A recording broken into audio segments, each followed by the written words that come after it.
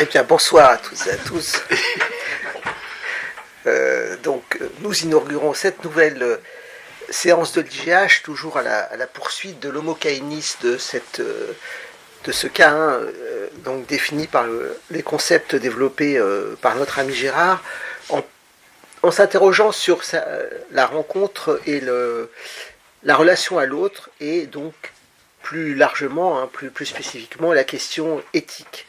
Avec une interrogation ce soir, est-ce que cette question du rapport aux autres diffère selon les genres? Est-ce que les rapports entre les hommes et les femmes, les rapports à la morale, au comportement éthique diffèrent selon les genres, les sexes? Pour cela, on va reprendre un peu un travail d'une chercheuse américaine, psychologue et philosophe, Carol Gilligan, dans son livre « Une voix différente », qui a eu plusieurs éditions. Pour elle, effectivement, il y a un lien étroit entre le sexe des personnes et les attitudes morales. Alors c'est vrai que la psychanalyse, en grande partie, est née et partie de l'écoute des femmes dans des contextes, évidemment un contexte différent au XIXe siècle que celui qui est le nôtre, mais du coup ça nous oblige ce soir à discuter au fond et à reprendre, à s'interroger sur ce texte. Alors ce texte, ce qui est intéressant, c'est qu'il peut être appréhendé de différentes façons. Donc Carol Gilligan est un peu une représentante emblématique du second féminisme, le premier s'étant développé avec Simone de Beauvoir. Voilà. Là, on est dans un féminisme un peu différent, avec cette réflexion justement sur le comportement moral. Alors, c'est un texte qui donnera lieu à différentes entrées. Nous allons peut-être nous focaliser sur ce thème des relations morales, mais c'est vrai que va émerger de ce texte, notamment en grande partie, la notion du care, la sollicitude, qui est assez développée. Alors c'est un mot qui n'était pas très connu il y a une quinzaine d'années en France. Je me souviens d'aller dans une grande librairie parisienne et je demande des livres sur le care et on me renvoie au rayon égyptologie, bien évidemment. Voilà. Après, c'est tout à fait vrai, c'est pas du tout une histoire. Pourquoi l'égyptologie? Le Caire, la capitale de l'Égypte. Ah, la ville du Caire. Et donc, aujourd'hui, c'est un mot qui a fait florer, c'est notamment dans les milieux soignants, pour souvent le distinguer ou l'opposer avec le cure, voilà, la notion de guérison. Alors, c'est un texte aussi qui nous renvoie justement à différentes visions morale en fonction du sexe, qui va renvoyer aussi aux éthiques liées à la vulnérabilité. C'est un thème qui est repris par d'autres chercheurs, mais ça part un peu là-dedans. C'est un texte aussi qui, évidemment, a des prolongements sur la question du genre, très très directement. Donc, même si on ne va pas forcément en parler ce soir, mais on sent qu'une bonne part des études de genre vont partir de là. C'est d'ailleurs assez curieux de voir que, je pense, par exemple, au milieu catholique, le milieu catholique reprend beaucoup la question du care en disant le soin, c'est formidable, la sollicitude, etc. En ignorant et en condamnant par ailleurs les théories du genre, ce qui est assez croquignol. Bon, bref, commentaire personnel. Également une dimension politique, puisqu'on va voir que selon les genres, selon les sexes, la préoccupation de la justice, des droits, de la responsabilité n'aura pas forcément la même interprétation. Alors, je ne m'étends pas plus, je voulais simplement signaler ces différentes pistes. Très bien. Mais, je te remercie. Je fais déjà une partie de mon exposé. Non, je ne pense pas, je n'aurai pas cette prétention. Moi, la première fois que j'ai entendu care, c'était dans la bouche de madame, comment elle s'appelle? Aubry, Martine Aubry, qui voulait en faire on va en parler, on va pas aller trop vite parce que le mot est trompeur. Et la vision qu'on en a est trompeur.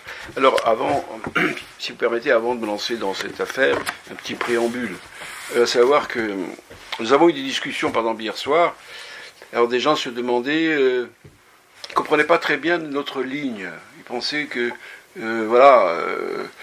on fait des zigzags, on n'arrive pas à suivre, il n'y a pas une ligne directrice. Donc, je voudrais préciser quand même là-dessus quelque chose, à savoir, On n'est pas un groupe d'enseignants, on est un groupe de chercheurs.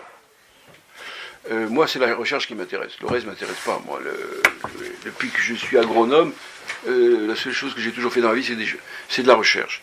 Comme disait quelqu'un qui s'appelait Gottfried Lessing, je ne sais pas quel est son prénom, il ne faut pas confondre, il y en a deux. Il y en a deux, il y a celui du XXe siècle, là, Théodore, et qui a dit, le seul intérêt de ma vie, c'est de la recherche. C'est ce qui donne du sens à la vie. Donc nous, on est un groupe de recherche. Et tout ce qu'on a élaboré depuis toutes ces histoires de complexes de Caïn, de ceci, de cela, est venu dans le travail. C'est pas, a priori, on n'a pas commencé comme ça. Ça a été le résultat d'une réflexion dont je dois dire qu'elle a été quand même en grande partie collective. Tout seul, on fait rien. Et en même temps, si on suit dans le troupeau, on fait rien non plus. Il y a toute une dialectique entre le sujet et le groupe, qui est à la fois féconde et peu paralysante, ou voilà. Alors, j'aurais dû dire au début, bon, si on n'a pas de vidéo ce soir, c'est parce que je porte sur le visage un petit pansement, dont je m'excuse, je sais pas si, parce que j'étais opéré et que c'est un peu gênant. Alors, je voulais partir de cela que la dernière fois nous avons rapporté le propos de Raymond Aron. Raymond Aron, rapporté par Pierre Manant, il disait le premier acte que l'homme fait, que je dirais que Caïn fait quand il sort de sa grotte là, ou quand après, c'est un acte éthique. Je rencontre mon prochain, mon frère, qu'est-ce que je fais? Je le tue, je l'aime, je fais une alliance avec lui. Tout ça, c'est de l'éthique. C'est ce qu'a dit Raymond Aron. Je trouve ça vraiment génial. Première question qui découle de cette espèce de... Je ne dirais pas que c'est un axiome, c'est une constatation de fait. C'est, est-ce que la morale, l'éthique, est-elle genrée? Est-elle liée au genre? Est-ce que la morale masculine et la morale féminine, c'est pareil? Donc c'est la question que nous allons aborder, ou plutôt que nous allons commencer à aborder, parce que vu les petits problèmes de santé que j'ai eu depuis quelque temps, je n'ai pas pu terminer la lecture de cet ouvrage, dont je n'ai lu qu'une partie. Alors vous savez que la psychanalyse, revenons un peu en arrière, la psychanalyse elle est née de quoi? Elle est née de ce qu'un jour il y a un petit médecin débutant, il s'est dit, tiens je vais écouter les femmes, qu'on appelait les hystériques. La psychanalyse est née de là. Elle est née de là, et la question qui peut se poser, c'est est-ce qu'on les a bien écoutées? Sûrement pas. Pourquoi je dis sûrement pas? Parce qu'à la suite de cette longue écoute que Freud a eue, il est arrivé à cette conclusion: Was will das Weib? La fameuse phrase qu'il emploie, c'est-à-dire que veut la femme? Qu'est-ce que c'est? La femme, c'est le continent noir de la psychologie. On n'y comprend rien. Freud, pas n'importe qui quand même. Et ce que j'aime bien dans le livre de Gilligan, c'est que c'est un dialogue qu'elle fait avec Freud. Beaucoup. C'est pas du tout... on imagine le féminisme, je sais pas quoi, espèce d'excité, en dehors de tout. Non, pas du tout. Ce sont des gens sensés. On va y venir. Alors, c'est aujourd'hui... pourquoi? Parce que les femmes ne nous parlent pas.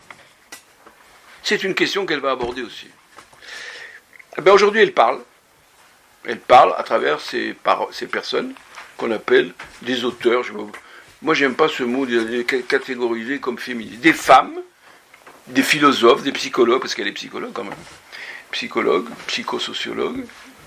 Elles ont décidé de parler de nous sérieusement à partir d'études, d'enquêtes, de la problématique des femmes. Et qui n'est pas la même que la problématique masculine. D'où le charme de nos relations hommes-femmes, qui ressemblent souvent plus à la guerre qu'à autre chose.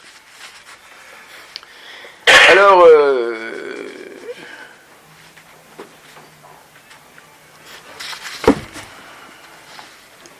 donc, qu'est-ce que j'ai noté là? Qu'est-ce que les hommes reprochent aux femmes?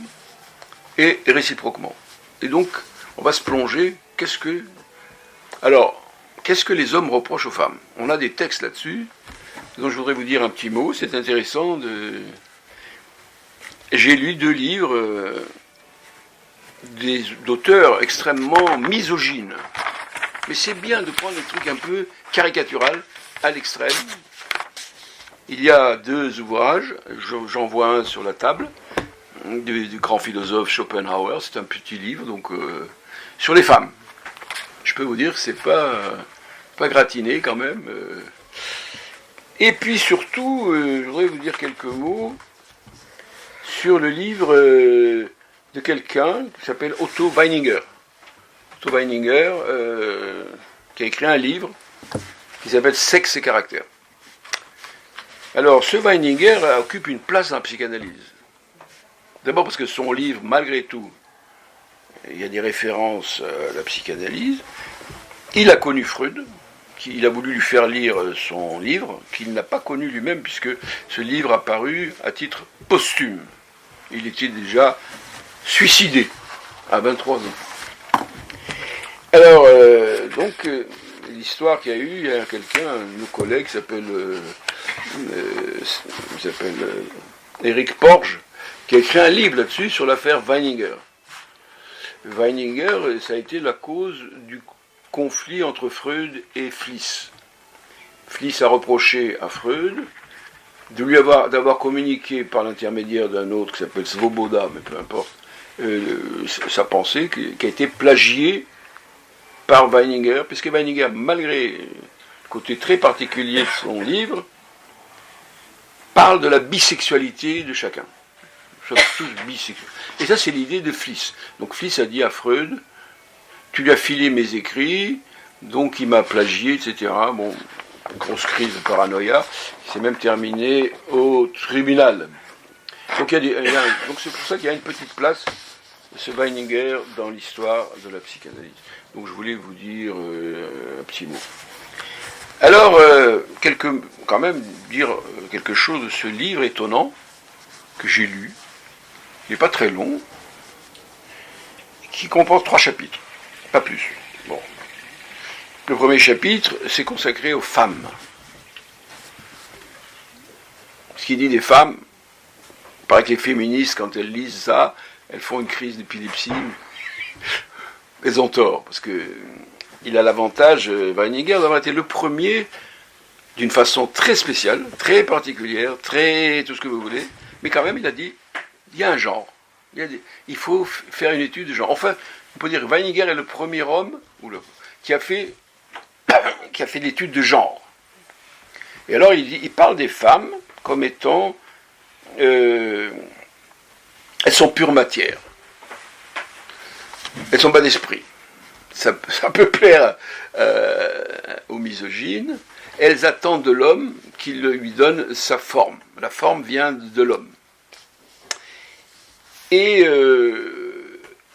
elles n'arrivent pas, quelques mots, hein, il y a quand même une 30aine ou 40aine de pages, elles n'arrivent pas à l'idée d'universel. Elles restent tout le temps sur le plan particulier. Moi j'adore, parce que j'ai écrit un livre qui s'appelle « Dans la main droite de Dieu », où je fais l'apologie des gens qui aiment le particulier et qui s'éloignent de l'universel, parce que, bon, bref, on sait ce que ça a donné. Alors, donc le but d'une femme qui veut, il appelle au fond à l'émancipation de la femme, et pour l'émancipation de la femme, c'est pas une question d'obtenir des droits, dit-il, comme elles le font, ce qu'on appelle le premier féminisme qu'il a connu, ce qu'on appelait les suffragettes. Les suffragettes, qu'est-ce qu'elles voulaient? Elles voulaient avoir le droit de vote. Elles voulaient avoir le droit de l'autonomie, le chéquier, le droit d'avoir un chèque. Il a fallu attendre 45 pour que les femmes aient un chèque, je ne sais pas si vous êtes au courant. Je crois. Elles n'avaient pas le droit. Les 65 pour demander l'autorisation pour travailler. Ouais. L'autorisation, oui. À ce propos, puisqu'on fait des apartés, n'est-ce pas? Il y a un joli film en ce moment, qui passe sur les écrans, italien, qui s'appelle « Il y a un jour encore », quelque chose comme ça, oui. En fait, c'est l'histoire justement féministe, au fond, c'est l'histoire d'une femme qui est maltraitée. Je crois pas j'espère qu'il n'y a pas beaucoup d'Italiens qui traitaient leurs femmes comme ça. Bon, bref. Et on se demande, alors, le dénouement du film, moi j'ai cru qu'elle allait quitter son mari et partir vivre un peu dans le style de Ibsen, la maison de poupée par exemple. Eh ben non, je vous dis, permettez-moi de vous dévoiler la fin. Le grand truc du film, c'est qu'elle va voter. C'est l'élection, la première fois que les femmes en Italie, et en France aussi d'ailleurs, je rappelle que c'est le général de Gaulle en 1945, le gouvernement de Gaulle. Et vous voyez les femmes qui vont, mais alors le mari ne voulait pas. Donc elle, en cachette, elle s'arrange, bref, elle va voter. 98% des femmes ont voté pour ce premier vote. Et il y avait deux votes, en fait, il y avait le vote parlementaire et le vote constitutionnel. Et il y a eu l'abolition de la monarchie. Donc il faut que comment il s'appelle donc Weininger, Otto, là. Oui. C'est un prénom très à la mode chez eux, Otto Weininger, oui. Otto Rank. Oui. Bref. L'émancipation de la femme, c'est surtout un combat intérieur pour elles. Elles doivent se débarrasser de cette féminité. Et il prend comme exemple, il y a une femme qui a réussi ça. Et c'est qui ? C'est la Vierge Marie.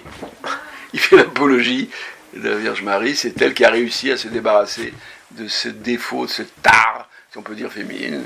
Et donc la Vierge Marie le donne en exemple à toutes les femmes. Je vous signale que Weininger était juif.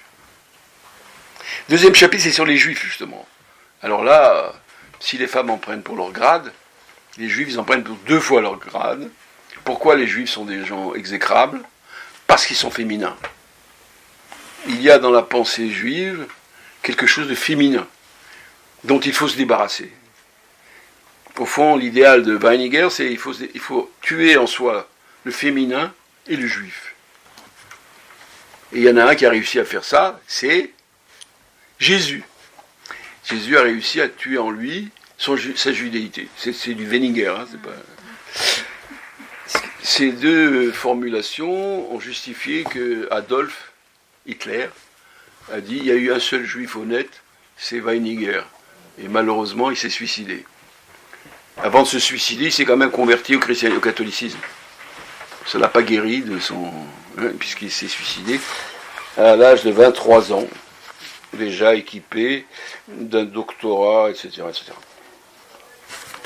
Je voulais vous en parler un petit mot parce que quand même, je trouve que c'est bien d'échanger entre nous nos expériences de lecture qui appartiennent à cette recherche. Ce n'est pas des zigzags que nous faisons dans le questionnement, justement, de qu'est-ce que c'est que le Caïn féminin.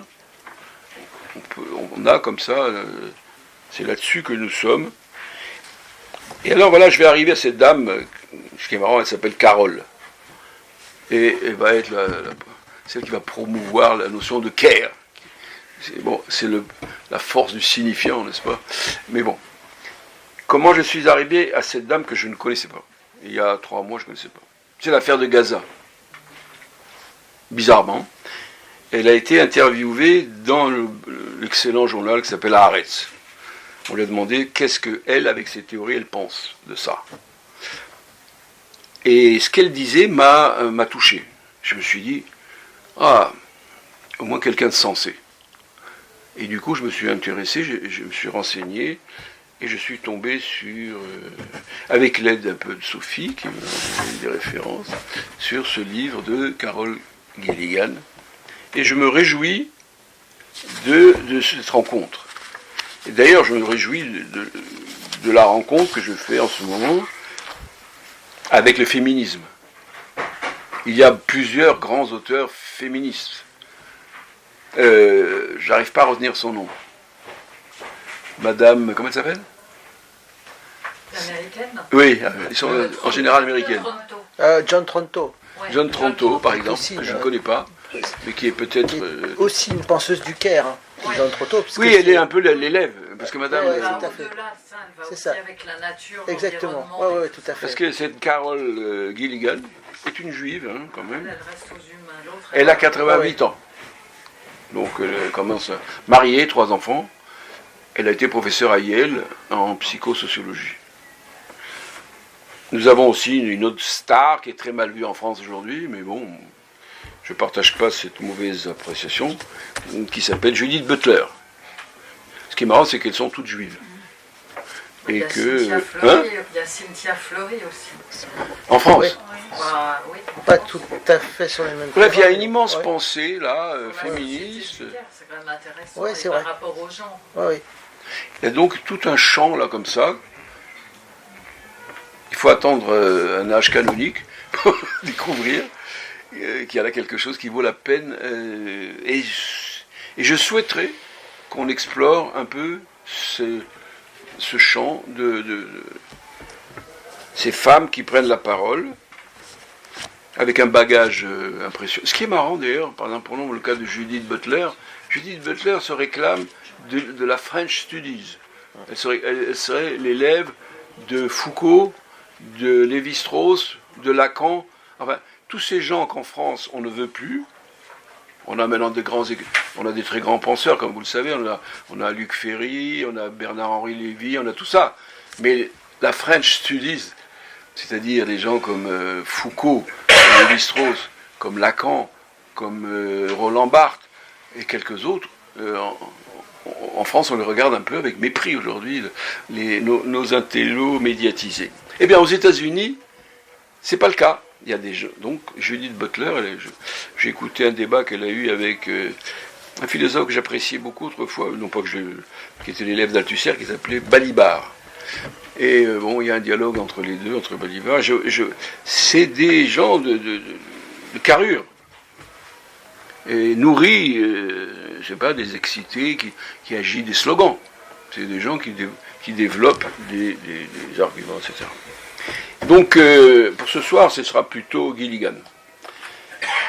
Qui est donc, comme le disait tout à l'heure Marc, ce qu'on appelle les féministes de la deuxième génération. Peut-être aujourd'hui on peut voir la troisième. Bon, peu importe.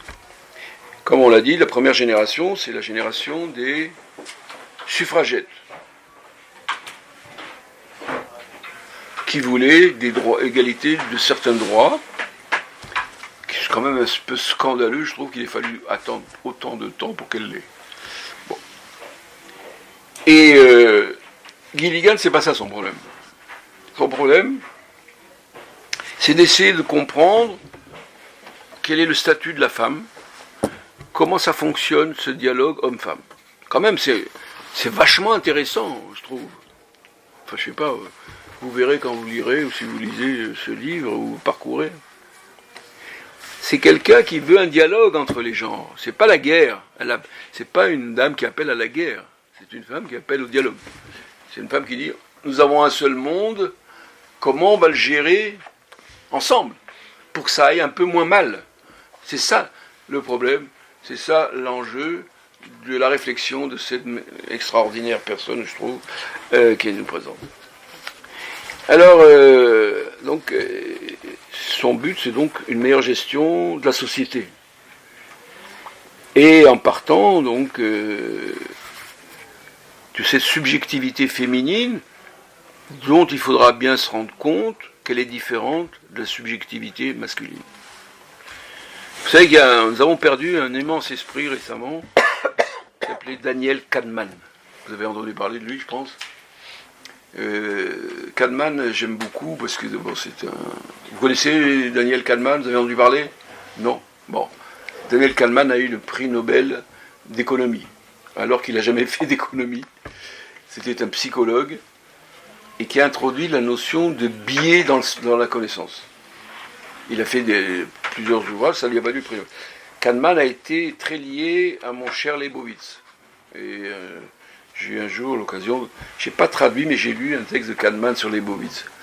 C'est un Israélien, mais qui a été vivre aux États-Unis, à Yale, ou je ne sais pas où, dans une grande université, et qui lui a valu le prix Nobel d'économie. Et Kahneman a introduit cette notion d'un biais dans la connaissance. Et bien c'est ce que dit Gilligan. Tout le savoir que nous avons, quel qu'il soit, il y a un biais dans cette connaissance, qui est un biais B-I-A-I-S, hein, c'est pas un billet de banque. Hein. Et il y a un biais qui est lié à la position masculine. C'est ça la question du care, c'est pas soigner, pas soigner, etc. C'est la question de ce démontage. Ils sont tous français, ils sont tous structuralistes, ces braves gens. Il s'agit de déconstruire notre approche dans la question du savoir. Moi, je trouve que, entre parenthèses, dans cette dame qui est juive, n'est-ce pas, il y a beaucoup de pensées juives qui s'infiltrent, sans le savoir, je crois, ou en sachant. Assez étonnant, je trouve. Et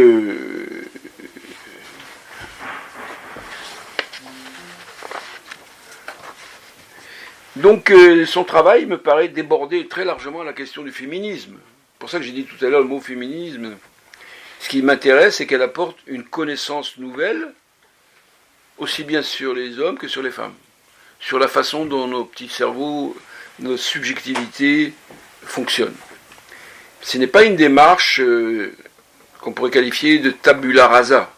Vous savez, hein, nous on va vous montrer ce qu'on va vous montrer, une nouvelle... Non, pas du tout.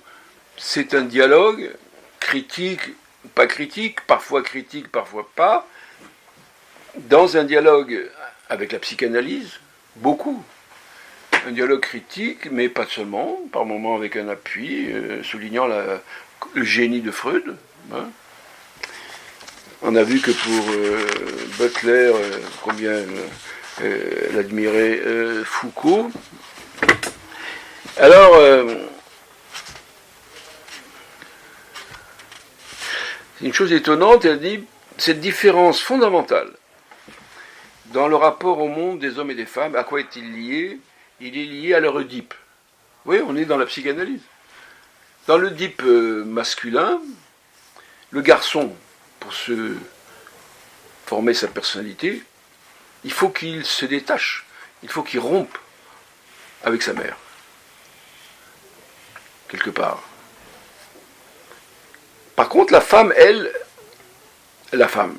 au sens féminin, le genre féminin, il est élevé par une personne qui a le même sexe qu'elle.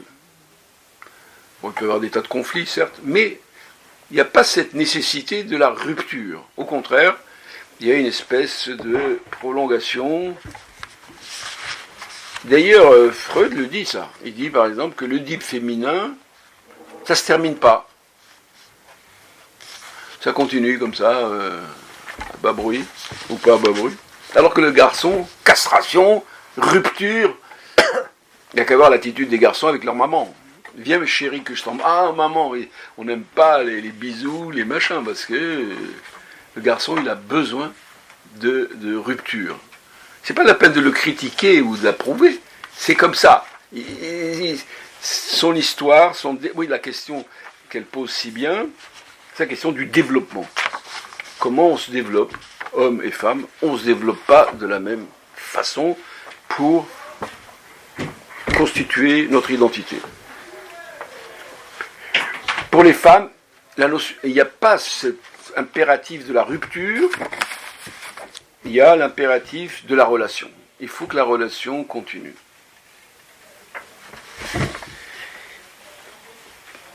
Alors, il y a aussi un dialogue avec Piaget. Elle parle de Piaget, par exemple. Elle a eu son maître c'était un homme, il s'appelait Lawrence Kohlberg. Ce Kohlberg a établi, ces gens-là travaillent sur, les Américains, ils sont marrants quand même, travaillent sur la moralité. Qu'est-ce que c'est que la morale? Le développement moral. Alors le Kohlberg, là, il a établi un modèle en 6 niveaux. Les genres féminins n'arrivent pas à dépasser le niveau 3. Il rejoint un peu notre Weininger. Les femmes n'arrivent pas à avoir une moralité, etc. Bon.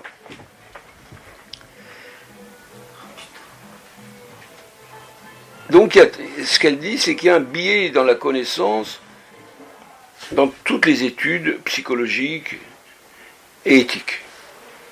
Et alors, pour donner un point de repère, comment fonctionnent les hommes, au sens du masculin, quand ils parlent de morale? C'est la loi, c'est une loi. il raisonne toujours en termes juridiques. Il y a des lois. Tu ne tueras point, par exemple. Il y a des lois, il faut les respecter. Il y a les lois, comment on appelle ça, les lois internationales de la guerre, il y a les lois, il y a des lois. La morale, chez les hommes, au sens du masculin, repose sur la notion de juridique, de loi. De droit aussi. De droit, loi, ça revient à même, tout ça. Oui, Pas chez les femmes, dit-elle. Alors, dans la démarche féminine, ce qui est primordial, c'est la notion de contexte. Il y a quelque chose qui nous énerve, nous les hommes, chez les femmes, c'est qu'elles disent tout le temps, ça dépend. Ça dépend.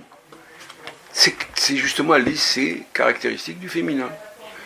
Parce que ce qui compte pour elle, c'est la relation.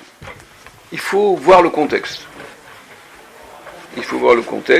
C'est le contexte qui est primordial, et c'est-à-dire la recherche du bien de l'autre. Dans chaque problème moral, ce qu'il faut chercher, c'est de voir dans quelle mesure on peut contribuer au bien de l'autre. Contribuer au bien de l'autre, c'est le mot care. Alors, le traducteur là, français, il a fait du bon travail. À chaque fois, parce que ce mot care, en français, on va le traduire, si on prend son dictionnaire, on va mettre soin. Non. Alors là, dans le traducteur, à chaque fois qu'elle emploie une expression, elle met le mot care, il le met entre parenthèses. Donc, en particulier, ce monsieur, comment il s'appelle déjà, Kohlberg, a inventé un dilemme moral. C'est comme ça qu'ils ont travaillé avec les étudiants. Donc, on peut traduire aussi le care, il y a plusieurs traductions possibles, par la sollicitude. Sollicitude. Oui, je ne sais pas qui est la traductrice. Oui. C'est Vanessa Nurok. Elle est pas mal la traductrice, je trouve. Moi, Il y a une revue. Vanessa Nurok qui a revu la traduction. C'est ça. Après, et en fait, elle a écrit un article où elle explique qu'avec l'éditrice, ils ont gardé exprès le mot care parce qu'au niveau de l'unicité du concept, c'était impossible. Oui. Parce que le mot care en anglais, c'est pas que soin. Aussi, sollicitude, amour, affection, c'est beaucoup de choses. C'est la notion de contextualisation. Là, la présentation se réfère à une définition du care, la définition de Tronto et Fischer, qui fait 4-5 lignes. Je peux la lire, cette définition. Oui. Du care, c'est une activité caractéristique de l'espèce humaine qui inclut elle est de Tronto et Fischer. Mais elle est de Gilligan ou de la préface? Non, elle est de la présentation. C'est ça, qui est énorme. Il y a 2 présentations. En fait, une activité caractéristique de l'espèce humaine qui inclut tout ce que nous faisons en vue de maintenir, de continuer ou de réparer notre monde, de telle sorte que nous puissions y vivre aussi bien que possible. On dit aussi préserver la relation, ce que tu viens de dire. Voilà.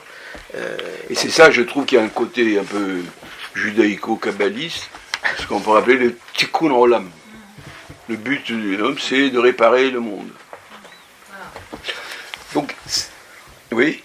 Non, et Tronto, et il y a d'autres, Frédéric Worms, j'ai écouté l'émission, il parle jusqu'à la nature, c'est-à-dire jusqu'à l'écologie. Oui, bien sûr. Ça va très loin, parce que la société devient carrément care. Bien sûr. Ça rejoint ces questions écologiques. Et Gilligan dit... qui a fait ça, Je suis content que vous réagissiez, parce que ça me donne un encouragement pour qu'à l'avenir, on va poursuivre cette étude de ce grand champ de réflexion. Et tout de suite, d'ailleurs, elle va parler, elle dit, les conséquences de nos études, ça va vers la politique, au sens noble du terme, pas au sens... c'est pour ça que, comment tu l'appelais déjà, notre... Martine Aubry. Martine Aubry a fait du Caire son petit drapeau, mais enfin ça s'est vite dégonflé. Alors, ce monsieur Kohlberg a inventé un dilemme. Et c'est avec ce dilemme qu'on va interroger les étudiants à 10 ans, à 15 ans, à 20 ans, etc. Une grande étude dont elle-même va beaucoup se servir. Alors le dilemme est le suivant, voilà, vous avez un monsieur, il va à la pharmacie. Sa femme, elle est très malade. Et pour la soigner, il y a un médicament. Il a de la chance. Il y a un médicament qui soigne. Mais ce médicament coûte cher. Mais sans ce médicament, madame meurt. Qu'est-ce que tu fais? Alors, le garçon, il va dire, eh ben, je le vole. Je tue le pharmacien, même s'il faut. Enfin, il y a beaucoup de réponses différentes. Donc, doit-il le voler? Donc on a posé cette question à un grand nombre d'hommes, de garçons et de femmes, de filles, d'adolescentes. Et on a eu toute une floraison de réponses qui sont analysées, examinées, et voilà, dans le livre fait écho. Alors en gros, pour le mal c'est l'agression. On pense quand même à notre complexe de Caïn, quoi. Le mal c'est l'agression. Je tue. Pour la femme, pour la fille, le mal, c'est de ne pas répondre aux besoins des autres. Alors, Piaget, elle parle de Piaget, là, Piaget a fait toute une étude sur le développement du mâle et de la femelle ou de la femme, bon. Et donc, à travers les études de Piaget, compte tenu de ce fameux biais, c'est toujours un peu... il y a un problème pour comprendre le développement du féminin. Dans Piaget, le féminin se développe mal, en gros.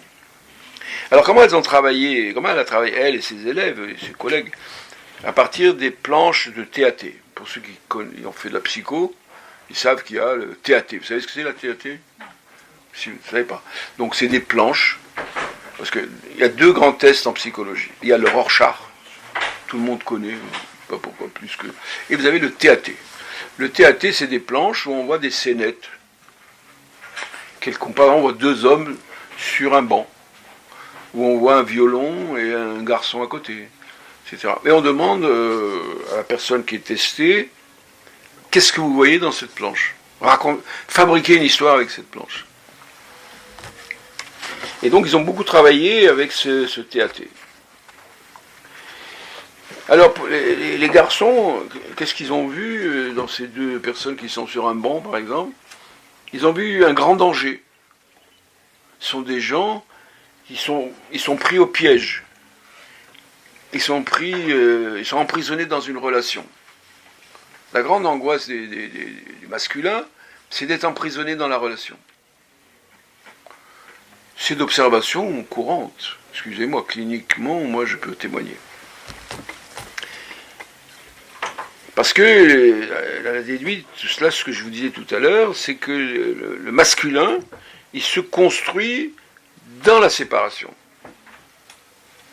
Donc ces deux types sur un banc, ils voient quelque chose, ils sont prisonniers d'une relation à leur femme, à leur mère, je sais pas quoi. Alors que le féminin se construit dans le réseau, se construit dans le lien. Il n'y a pas de jugement moral à porter là-dessus. C'est simplement l'observation. Chaque sexe perçoit un danger là où l'autre ne le voit pas. Dans les planches de TAT, les garçons vont dire « Ah, c'est vachement dangereux », ils racontent une histoire, pourquoi il a été patiné sur un étang glacé, je ne sais pas quoi, il s'est noyé, enfin, bref. Et donc, souvent, l'homme et la femme voient des dangers là où l'autre ne les voit pas. C'est intéressant quand même, je trouve. Dans le monde masculin, des fantasmes, on vit toujours entouré de dangers. Donc, rompre, s'isoler, rentrer chez soi et s'enfermer devant sa télé, c'est la sécurité, la tranquillité. Comme ça, on n'est pas trompé, on n'est pas trahi. Par contre, les féminins, ils sont prêts à changer les règles. Ouais, bon, papa, bon, d'accord, ouais, c'est la règle, mais on peut la changer pour faire en sorte que, pour protéger les rapports personnels. Alors que pour les hommes, les règles sont primordiales. Vous changez les lois, vous changez les règles, mais vous êtes folle, vous êtes hystérique ou quoi? Et bien chez les féminins, c'est une démarche spontanée.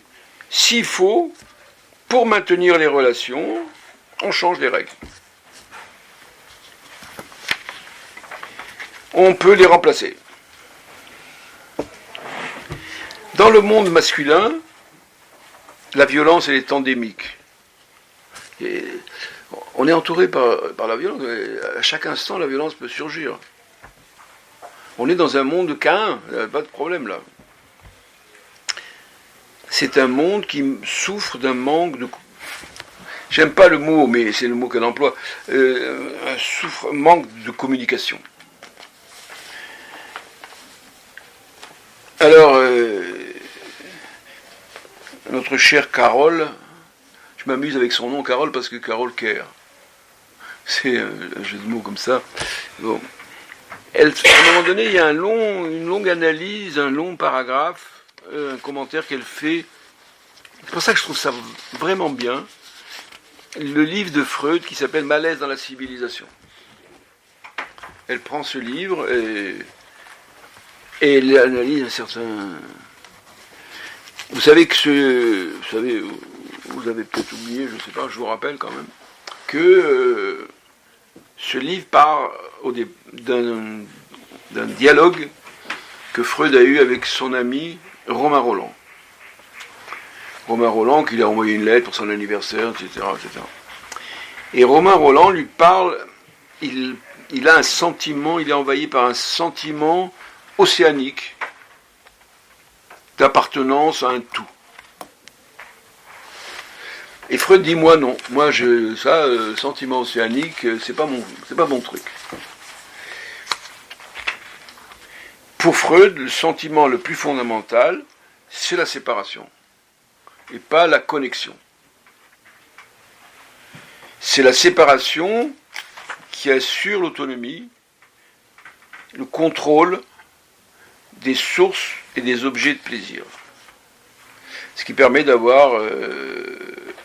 d'augmenter les risques de bonheur et de diminuer les risques de souffrance. L'affirmation de soi pour Freud, pour l'homme, au sens du masculin, est liée à l'agressivité. Elle devient la relation, le fondement de toutes les relations humaines. Quand des hommes se rencontrent, ils sont comme des coqs de combat, quoi, au début. Ils se soupèsent, ils se jugent.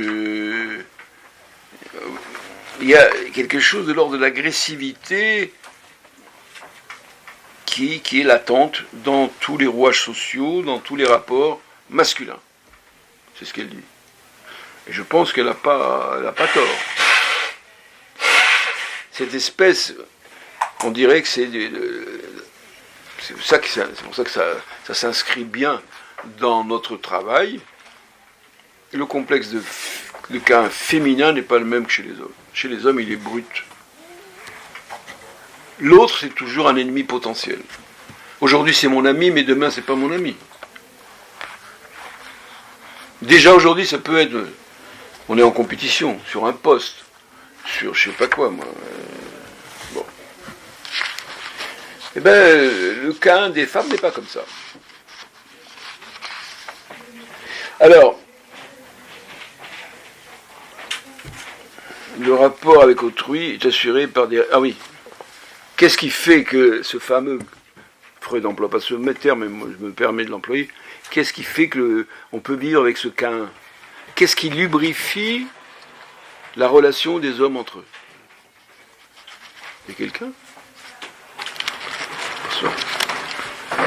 Qu'est-ce qui lubrifie la relation? Eh bien, c'est les règles. C'est ce qu'on a dit, on rabâche un peu. Hein. Ce sont les lois, ce sont les bases de la morale. Et c'est ce qui contrôle le potentiel explosif de toutes les relations humaines. C'est ce qui lubrifie les rouages sociaux. Sauf que, Freud, c'est pas n'importe qui. Toute critique qu'on fait de Freud, on ne doit pas oublier l'homme exceptionnel qu'il était. Hein.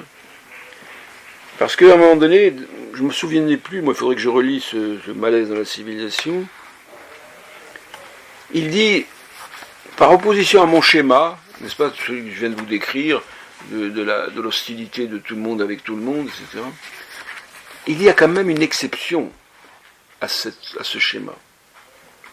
Ça c'est génial quand même. Il dit, il y a une exception à l'hostilité que les hommes éprouvent envers leurs congénères. Cette exception, c'est Freud qui parle, féminine. L'exception est féminine. Et elle se manifeste dans la relation de la mère au fils. Et là, du coup, ça disparaît. Vous savez que chez Lacan, vous avez cette notion dont on a parlé. Quand on a commencé à explorer cette notion de Caïn féminin, ce que Lacan appelle l'autre jouissance. L'autre jouissance, chez Lacan, c'est la relation, soit mystique, soit la relation de la mère à son bébé. Il y a là quelque chose de très spécial. Et donc, Freud continue. Cette exception introduirait donc une exception à la règle générale des relations humaines, avec cet amour qui ne provient pas de la séparation. Contrairement aux hommes. Ils se sont séparés de leur mère, mais ça leur permet d'aimer une femme. Et bien là, non. Cet amour ne provient pas de la séparation, ce qui en même temps n'entraîne pas une confusion avec le monde extérieur. Le danger de la non-séparation, c'est la confusion avec le monde extérieur. Le fameux océanique. Eh bien, dans l'amour de la mère pour l'enfant, il n'y a pas ce risque. Elles savent maintenir l'autonomie des deux sujets, le bébé ou le fils ou la fille et la mère. Donc Freud est émerveillé par cette exception. Et le fils, lui, ne peut pas partager cet amour. Il est à sens unique, un peu, la mère pour le fils, mais le fils, s'il répondait à cet amour, il peut basculer dans l'homosexualité, par exemple. En tout cas, il deviendrait trop dépendant du monde extérieur. Freud nous dit que nous ne sommes jamais aussi dépourvus de défense contre la souffrance que lorsque nous aimons. Lorsqu'on rentre dans cette affaire de l'amour, on est garanti qu'on va souffrir. Ah, Freud.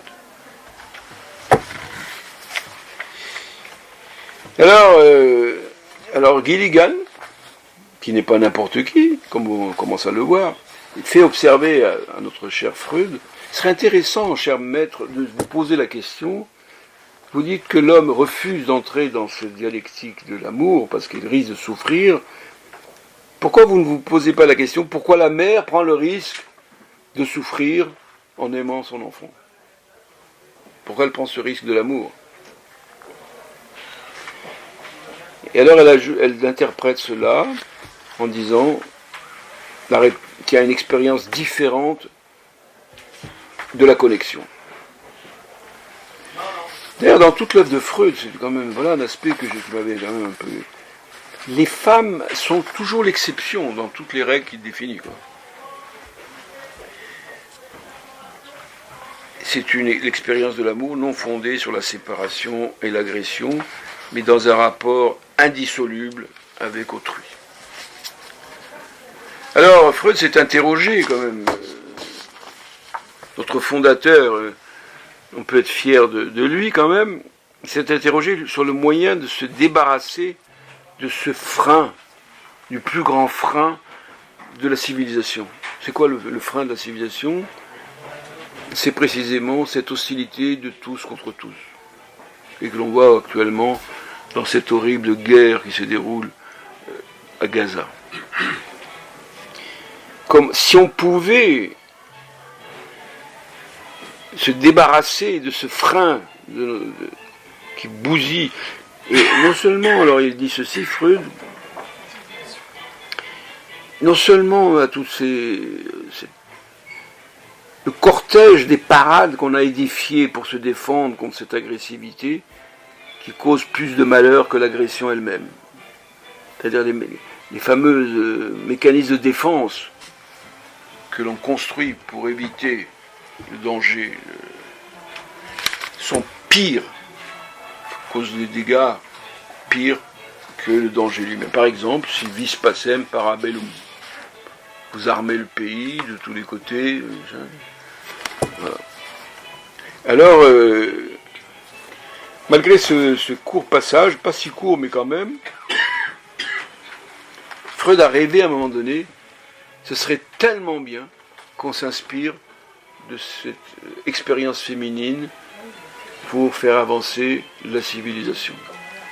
C'est-à-dire pour débarrasser la civilisation de ces guerres, de ces destructions, de ces malheurs, et Dieu sait qu'ils sont énormes.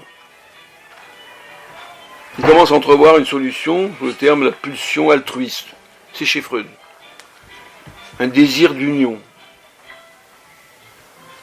Mais, après avoir avancé ça, il se dit, d'après Madame Gilligan, il a eu peur qu'en allant plus loin dans cette voie, comme il a eu peur de s'engager dans la voie de la rivalité fraternelle, bien qu'il avait tout à fait bien vu, donc il s'est un peu rétracté et il n'a pas développé plus cela. Alors, on va bientôt... Il a reculé devant cette voie de réflexion et de théorisation. Donc, selon Madame Gilligan, les concepts classiques de la psychologie, les termes de la psychologie ne conviennent pas pour décrire les termes classiques de la psychologie, de la psychanalyse, tout ce que vous voulez, les termes de Piaget, les termes de tout le monde, ne conviennent pas pour décrire l'expérience des femmes. C'est très très fort, ça, je trouve. Moi, je trouve ça très fort. On est devant une espèce d'ouverture d'une énigme millénaire, quoi.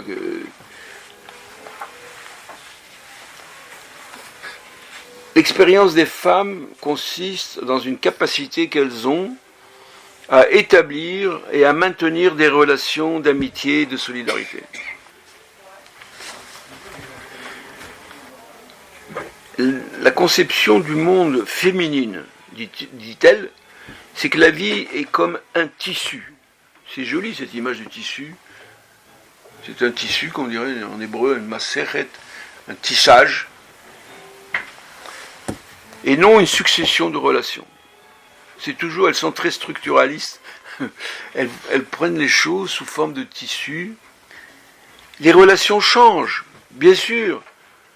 Je suis plus très aussi, moi j'avais une grande amie qui s'appelait Françoise. Bon, mes relations avec Françoise se sont refroidies, mais j'ai des très bonnes relations maintenant avec Juliette. Mais bon, ça continue. C'est le tissu, c'est le même tissu, même si les choses évoluent sans interrompre la continuité.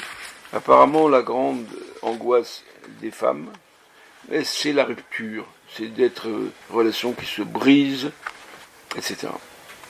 Donc nous manquons, dit Gilligan, nous manquons de concepts, nous manquons de mots, d'expressions pour décrire le vécu féminin. Et comme nous manquons de mots, et que les théoriciens ne les ont pas inventés, les femmes ont beaucoup de mal pour parler de leur expérience et de leur évolution psychologique. C'est bien, M. Freud, de dire que nous sommes le continent noir, incompréhensible, mais si vous aviez un peu inventé des... On n'a pas les mots pour dire. On essaie désormais de les inventer. Si bien que les psychologues, dit-elle, ont beaucoup de mal quand ils ont en face d'eux une femme, ils ont beaucoup de mal pour les entendre parce qu'ils n'ont pas les mots, les concepts, etc. Alors il y a une des jeunes femmes qui sont interrogées par elle, qui a donné une belle définition de la morale féminine. La morale féminine, c'est une tension entre faire partie de quelque chose de plus grand, en même temps que d'être une entité qui se suffit à elle-même. Mais les deux en même temps. Donc c'est pas évident. C'est une tension entre faire partie de quelque chose de plus grand et en même temps être une entité qui suffit. Et je terminerai par un exemple très dur qu'elle donne. C'est la question de l'avortement. Féminisme égale avortement, gna gna gna, un petit drapeau qu'on agite. Ben, chez elle, c'est pas comme ça. Bon. Elle raconte l'histoire d'une femme qui a travaillé dans une clinique de l'avortement. Et alors souvent les mères qui ont avorté, elles disent on voudrait voir ce qu'on... Et on dit non, non, il n'y a rien à voir. Bon. Et elle dit je veux voir. Je veux voir, elle, à l'occasion, vous savez qu'il y a des avortements des fois médicaux par exemple, tardifs. Ça va être au 4e mois de grossesse par exemple. Ça existe. Hélas, j'ai connu ça. Et donc elle voit le fœtus mort. Et elle dit, c'est quoi l'avortement? C'est un meurtre. Elle dit, il faut pas mégoter, c'est un meurtre. Sauf que moi je dis, ce meurtre, des fois il faut le faire. Mais il ne faut pas faire ça, c'est rien, c'est... Il y a tout un chapitre, un paragraphe, où elle s'affronte à cette question, courageusement, disant, nous devons savoir que c'est un meurtre, mais que des fois, toujours cette pensée par contexte, de la situation de la personne en question, qui peut exiger l'avortement. Je trouve que c'est fort, moi, toutes ces formulations, qui sont au-delà des petits slogans. Vous savez, on aime beaucoup penser en slogans, hein, surtout aujourd'hui, il est anti-vax, il est anti-ça, tout ça. On a une personne là qui ne raisonne pas en slogan. Non, mais c'est important que ça soit une femme, parce que c'est toujours les hommes qui parlent souvent à notre place. Ça, c'est des femmes. L'avortement. Là, c'est des femmes. Oui, oui. Voilà. Et la femme, l'exemple qu'elle donne, c'est une femme. Oui, oui, une femme. Ouais. Et elle dit combien c'est. Et en l'occurrence, il y a plusieurs chapitres sur la question. Hein. Il n'y en a pas qu'un. Ah bon? Moi, je suis arrivé là. Non, ce qui est important Ouais, aussi, c'est que mais... elle a remis en question quand même le travail, parce que vous l'avez pas dit, de Laurence Cobert, là, son maître, qui lui, il a interviewé que des garçons sur le phénomène de Heinz. Et elle a dit, mais le ça dilemme. va pas du tout. Pardon? Dans le dilemme. C'est ça, le dilemme, tout à fait. Et elle, c'est elle qui a introduit, elle a d'abord interrogé ce que j'ai lu, des appelés qui partaient au Vietnam, qui avaient l'angoisse de partir, et après elle a interrogé les jeunes femmes qui voulaient avorter. Ouais, ouais. Et c'est elle qui a réintroduit du féminin dans le... Oui, oui, tout à fait. Et lui, pas du tout, moi, ça lui est même pas venu à l'esprit. Ouais, ouais, mais avant elle, il n'y avait personne. Oui. Non, oui. Laurence, c'est pas Laurence, hein, c'est un homme, c'est Oui, Colbert. ouais.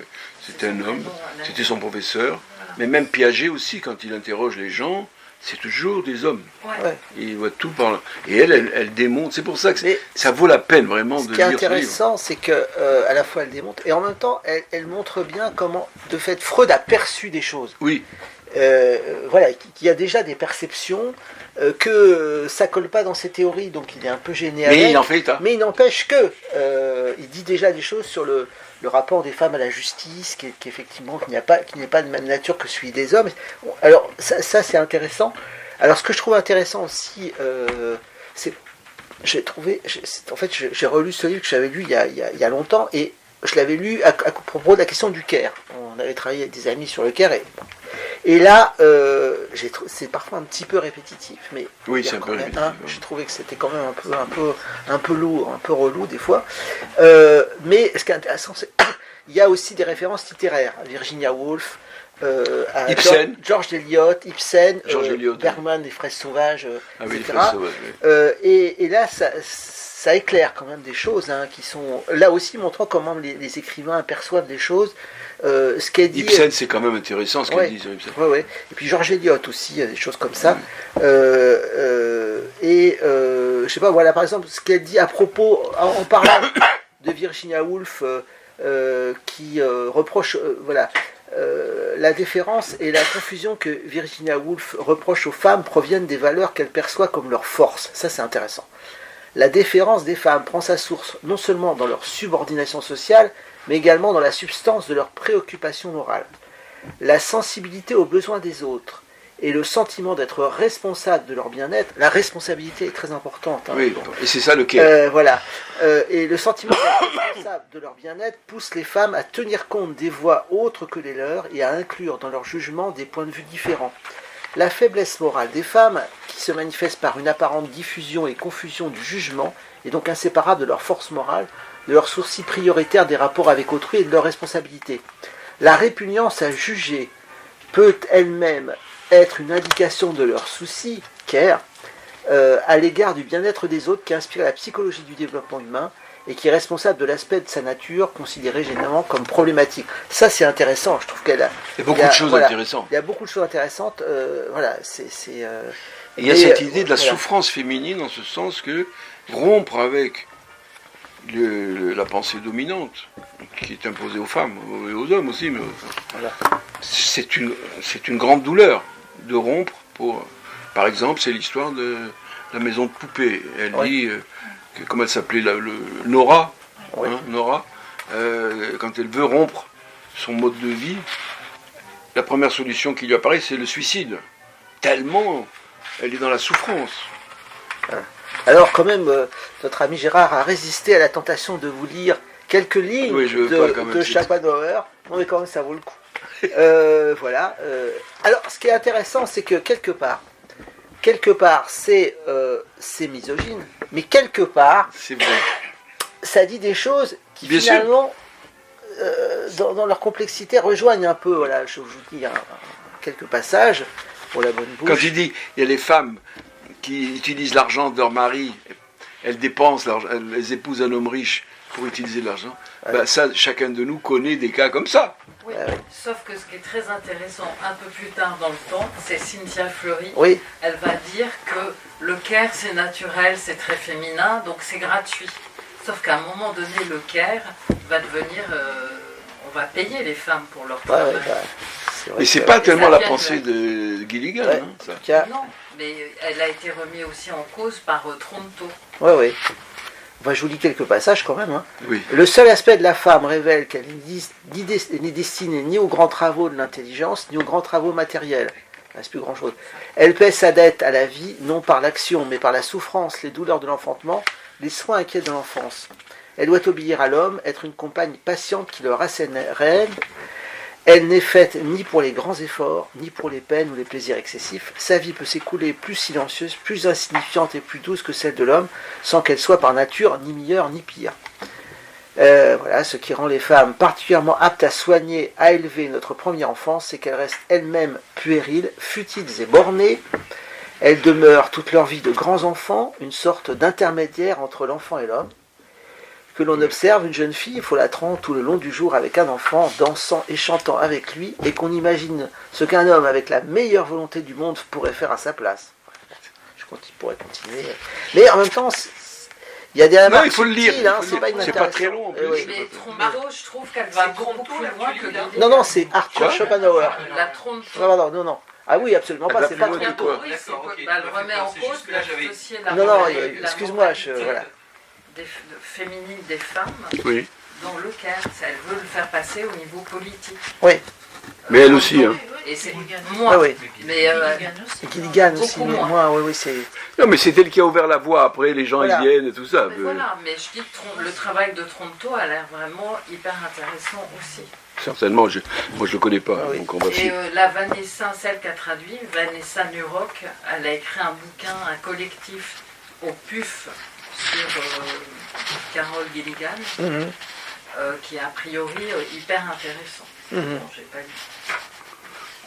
Il y a tellement de choses hyper intéressantes. Voilà. Mais d'emblée, effectivement... Step by step. Oui, et ça va très loin, parce que ça va, ça se termine avec l'écologie. Mais d'emblée, précise que c'est pas un féminisme anti-homme, quoi. Non, pas du tout, au contraire. Sur le côté... c'est un appel... Ça ne veut pas dire que... Voilà, non, mais à un moment donné, le care, qui a été associé à quelque chose quand même de très féminin oui. dans la société, n'a pas été reconnu à une vraie valeur qui Absolument. va devenir monétaire à un moment donné. Exactement. Les métiers, il y avait le care aigu, c'est-à-dire les hommes qui sont dans la médecine, les chirurgiens et tout, et les femmes de façon naturelle étaient plus dans des métiers du soin, Bien sûr, d'aide, ben oui, voilà. oui. Et à un moment donné, ça devient une valeur monétaire. Oui, non, mais ça c'est très, très simpliste, parce que, par exemple, parmi les gens du Caire... Le soin est un humaniste, un super bouquin de Cynthia Fleury. Fleury. Et c'est Oui. hyper intéressant, Oui, et oui. même Tronto le dit aussi. C'est pas une histoire de Caire ou pas Caire. Par exemple, un des personnages qu'elle cite, c'est Romain Roland. Ouais. Jusqu'à nouvel ordre, c'est un monsieur. Et cet homme-là, il a cette notion, c'est pas une notion de soin, c'est cette ouverture. Je suis d'accord, Ah, mais dans appartenir. la société devient care à un moment donné. Moi, C'est une structure mentale qu'elle décrit, en fait. C'est ça le. Après, Elle décrit une structure mentale. Christiane, Moi, tu veux... j'ai lu tout à l'heure un article là, sur Gilligan, et ce que j'ai noté, ce qu'elle veut dire, c'est que justement, il faut distinguer le care des analyses des politiques sociales et des politiques publiques, parce que ce qu'elle souligne, c'est que le care, c'est l'idée d'une vulnérabilité constitutive, une autre façon de penser le monde, donc c'est constitutif à chacun. C'est pas, on va soigner Non, c'est pas les du tout milieux, ça. les petits Ce que handicapés, je veux- etc. C'est Ouais. que chacun est vulnérable. Ouais, c'est anthropologique en fait. Voilà, tout ça. c'est et en fait, on en arrive à réparer le monde. C'est Tronto Oui. qui dit ça. Comment il s'appelle l'autre là qui a parlé de colibri, là, je sais pas qui, là. Oui, c'est Rabi. Pierre Rabhi. Ben, Rabi, il fait du Caire. C'est pas une femme. Bon. Ouais. Pierre Donc Rabhi. c'est un mode de pensée qu'elle veut décrire, c'est pas... Alors, Oui, Gabriel. À propos d'avortement, justement, l'avortement, c'est un meurtre. Et il faut... Ça peut être une nécessité. Parfois. Je repense justement à Pasolini qui disait « Je suis contre l'avortement et je suis pour une loi qui l'autorise. » Pasolini, il a dit ça. Il y en a un autre qui l'a dit en France, c'est Jean Rostand. Jean Rostand faisait partie du groupe Gisèle Halimi et Simone. Simone Veil, c'est quand même ce qu'elle Parce qu'il a dit je suis contre, mais quand je vois ce qui se passe, il a fait partie des gens avec les femmes, tout le groupe Simone de Beauvoir et autres, qui ont voulu. Il y a des discours de Jean Rostand sur la question. Donc, Mais c'est là qu'on voit la sensibilité féminine n'est pas liée aux femmes c'est ça. seulement, C'est ça. mais c'est autre chose. Et là c'est posé beaucoup en termes de image de soi et morale quand enfin, dans les chapitres un peu vers la fin. Oui, j'ai pas Effectivement. encore- je suis Alors pas on n'est arrivé. pas dans pour ou contre l'avortement, on est dans une réflexion morale. Comment faire un choix, qu'est-ce qui va se passer aussi après l'avortement, enfin il y a des, mais c'est tout à fait Et si on intéressant. pense mais... pour ou contre l'avortement, Oh, c'est oui. pas le système qu'elle veut. Non, on n'est pas dans ce. Elle veut tout le temps le contexte. Mais Qu'est-ce que ça signifie pour telle femme qui a été, par exemple, qui a des situations matérielles insupportables, qui a été violée, qui est dans situation, tout ce qu'on veut, elle est obligée de... C'est la même chose pour la mort. alors après, on est aussi ramené à la question finalement, ces prédispositions chez l'homme, le droit, une forme de justice, la loi, et puis le sens des autres, la compassion, la relation. Alors, est-ce que c'est du construit ou est-ce que c'est de l'inné? Est-ce que c'est biologique ou est-ce que c'est du genre culturel? Voilà, ça c'est une question qu'on peut se poser, même si finalement elle la pose pas, quoi. Si, quand elle mais dit c'est- le fait d'avoir été élevé par Voilà, quelqu'un du même par la sexe, mère, quoi. Voilà. par la mère, Bon. fait que, alors que le garçon, C'est ça. sinon il tombe dans l'inceste, est obligé de rompre. Je voulais dire, quand vous avez parlé de la non-séparation de certains garçons avec leur mère, donc on était allé voir il y a quelque temps une expo des artistes et leur mère, et je vais encore signaler Pasolini, parce que j'avais photographié un poème de Pasolini sur sa mère qui est vraiment touchant, bon je ne vais pas tout lire, hein, mais ce qui montre qu'il ne pouvait pas se séparer de sa mère, tellement son amour était grand. Tu es la seule au monde à savoir ce qu'il en a toujours été de mon cœur avant tout autre amour. C'est pourquoi je dois te dire ce qu'il est horrible de connaître. C'est dans ta grâce que je vois mon angoisse naître. Tu es irremplaçable. C'est pourquoi est condamnée à la solitude la vie que tu m'as donnée. Bon, je vais pas te lire. Je te supplie de ne pas vouloir mourir. Je suis ici seule avec toi en un avril à venir. Pier Paolo Pasolini. Je trouve ça superbe et en même temps, bon. Le personnage. Ce qui est étrange, c'est que Freud, dans son Malaise dans la civilisation, il pointe cette histoire, cette relation mère-enfant, comme étant l'exception absolue, quoi. Et que si on pouvait s'en inspirer, le monde irait mieux. Est-ce qu'il n'y a pas des mères qui dysfonctionnent quand même? Est-ce qu'il n'y a pas des mères qui dysfonctionnent quand même? Oui, il y en a aussi. Bon, et en même temps, on peut rappeler la phrase d'Anna Freud aussi. On peut rappeler la phrase d'Anna Freud, en fait, qui avait un peu de recul sur la question et qui était analyse d'enfant, et qui disait, et c'est bien le malheur pour toutes les mères d'entendre cette phrase, le rôle exact d'une mère, c'est d'être là pour être quittée. Et je pense que dans le fond, les hommes sont toujours en fait dans cette nostalgie et en même temps dans ce besoin de se séparer de leur... Est-ce que Anna ne veut pas suivre l'enseignement de son père avec sa doctrine qui est censée être de la rupture, pour rompre? Elle dit non.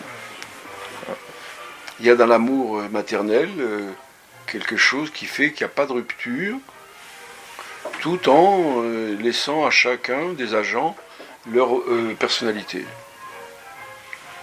C'est des questions assez difficiles. En même temps, Gérard, moi je voulais vous poser la question, qu'est-ce que vous répondriez? Parce que si on était là, si en face de vous, vous aviez la 3e ou la 4e génération de féministes... C'est quoi la 3e, la 4e?